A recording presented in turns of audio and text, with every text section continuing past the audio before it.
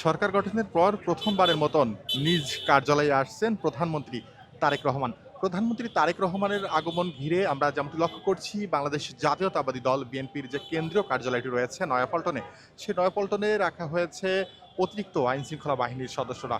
এবং যেমনটি লক্ষ্য করছেন যে এই কার্যালয়ের সামনেই যে নিরাপত্তার বেষ্টনী দেওয়া হয়েছে, অর্থাৎ প্রধানমন্ত্রী তারেক রহমানের আগমন ঘিরে যাতে কোনো ধরনের সহিংসতা এখানে বা কোনো ধরনের অপ্রীতিকর ঘটনা তৈরি না হয়, সেদিকেও কিন্তু আইন শৃঙ্খলা বাহিনীর সদস্যদের সদয় অবগত রয়েছে।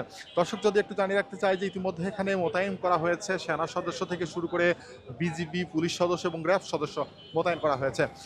কেন্দ্রীয় কার্যালয়ের সামনে বিশাল একটি ব্যারিকেড দিয়ে ঘিরে রাখা হয়েছে, যাতে করে নেতাকর্মীরা কার্যালয়ের ভেতরে প্রবেশ করতে না পারেন। এবং ঠিক তার পরবর্তী সময়ে আমরা যেমনটি লক্ষ্য করেছি, এখানে বেশ কিছু এমপি সদস্যও কিন্তু এখানে আসবেন এবং তারা প্রধানমন্ত্রীর সঙ্গে বৈঠক করবেন। এবং গতকাল আমরা দেখেছি পূর্ব ঘোষিত প্রধানমন্ত্রীর যে ঘোষণা ছিল ইঞ্জিনিয়ারিং ইনস্টিটিউটে, সেখান থেকে তিনি বলেছিলেন, ছাত্রদলকে আহ্বান জানিয়েছিলেন এই কেন্দ্রীয় কার্যালয়ের সামনে আসার জন্য। আমরা সকাল থেকে যেমনটি লক্ষ্য করছি, কেন্দ্রীয় কার্যালয়ের ঠিক সামনেই নেতাকর্মীদের উপচে পড়া ভিড় এবং দলটির যে সমস্ত নেতাকর্মী রয়েছেন উত্তর এবং দক্ষিণে, তারাও কিন্তু এখানে ছুটে চলে আসছেন।